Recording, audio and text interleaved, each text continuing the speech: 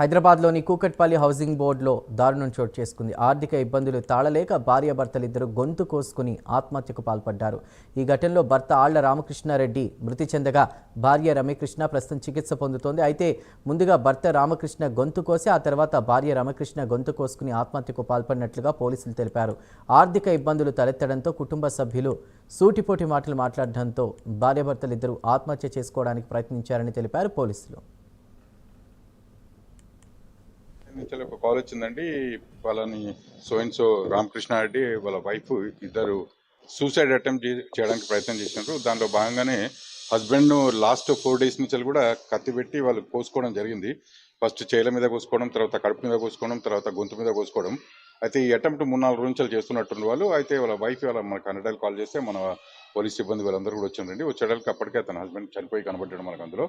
అయితే రీజన్ ఏంటంటే అతని కడుపు బ్లీడింగ్ అంటే హ్యామరేజ్ అయి చనిపోవడం జరిగినట్టు కనబడుతుంది.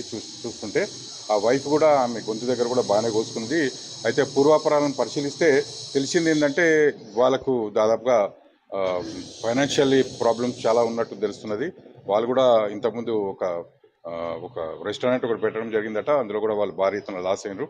ఆ తర్వాత ఇంకా రకరకాల వ్యాపారాలు చేస్తున్నారు. అందులో కూడా బాగా లాస్ అయినట్టు తెలుస్తున్నది. సో వీళ్ళకు అప్పులు కూడా బాగానే ఉన్నట్టు కనబడుతున్నాయి వీళ్ళకు. సో వాళ్ళ ఫ్యామిలీలో కూడా వాళ్ళందరూ కూడా హ్యూమిలేట్ చేయడం, ఆమెతో మాట్లాడితే తెలిసింది ఏంటంటే ఫ్యామిలీలో కూడా ఆమె వాళ్ళని కొంచెం చిన్న చూపు చూడడం, ఈ డబ్బులు అప్పులు పాలవడం, సో బతికే దారి లేక మేము ఈ సూసైడ్ అటెంప్ట్ ప్రయత్నం చేసినామని చెప్తున్నారు. ప్రసిద్ధ పుణ్యక్షేత్రం వేములవాడ రాజన్న